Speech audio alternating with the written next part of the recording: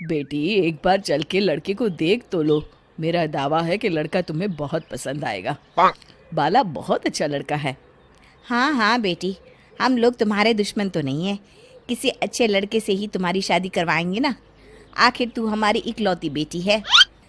अच्छा ठीक है माँ, अब ज़्यादा भावुकतापूर्ण शब्दों का इस्तेमाल ना करो। मैं चलने के लिए तैयार हूँ। चलो फिर, बिना देर के हम सब चलते हैं। सभी बाला के घर पहुंचते हैं।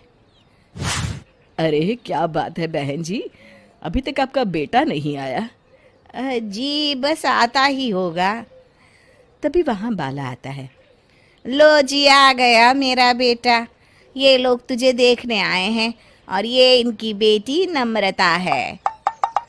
बाला के सर पर बिल्कुल बाल नहीं होते। ये देख नम्रता और उसके परिवार वालों की आंखें फटी की फटी रह जाती है। ये तो टकला है। हे भगवान, माँ पिताजी, आप दोनों एक टकले से मेरी शादी करवाने वाले थे। अरे ये तो पूरा उजड़ा चमन है। देखो बेटी, इस तरह किसी का मजाक उड़ाना गलत है। किसी के बारे में इस तरह की बातें नहीं करते। बालों का क्या है, वो तो आते जाते रहते हैं। लड़का टकला है तो क्या हुआ, इंजीनियर है, अच्छा खासा कमाता है। आप चुप रहिए जी। इसकी तरफदारी इसलिए कर रहे हैं क्योंकि आपके भी सर पर बाल नहीं है। मैंने तो आपसे शादी कर ली, मगर मैं अपनी बेटी की शादी एक टकले से बिल्कुल नहीं करवाऊंगी।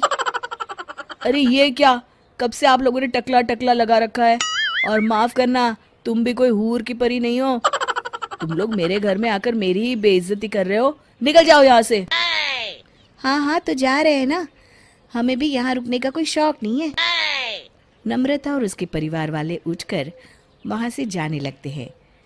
तभी नम्रता का छोटा भाई जाते जाते कहता है, टकला। तेरा बाप टकला। और इस तरह बाला का रिश्ता टूट जाता है। फिर एक दिन सड़क के किनारे एक आदमी घूम घूम कर कंधी बेच रहा होता है। कंधी ले लो, कंधी, एक से बढ़िया एक कंघी ले लो, नए जमाने की कंघी ले लो। अरे भाई ये ले लो। घूमते घूमते वो बाला के पास पहुंच जाता है।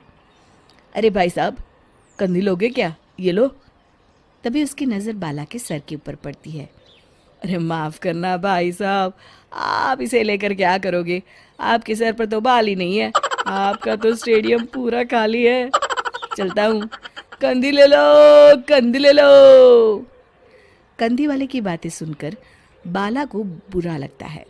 उस समय बाला को ऐसा महसूस होता है कि उसके लिए दुनिया में सबसे कीमती कोई चीज़ अगर है तो वो सिर्फ बाल है। बाला सड़क पर चलते हुए लोगों के बाल बड़े गौर से देखता है। चलते चलते बाला एक मंदिर के पास पहुंच जाता है। हे भगवान, तुमने ये मेरे साथ क्या किया? थोड़े से बाल अगर मुझे दे देते तो तुम्हारा क्या चला जाता? सारी दुनिया मेरा मजाक उड़ाती है।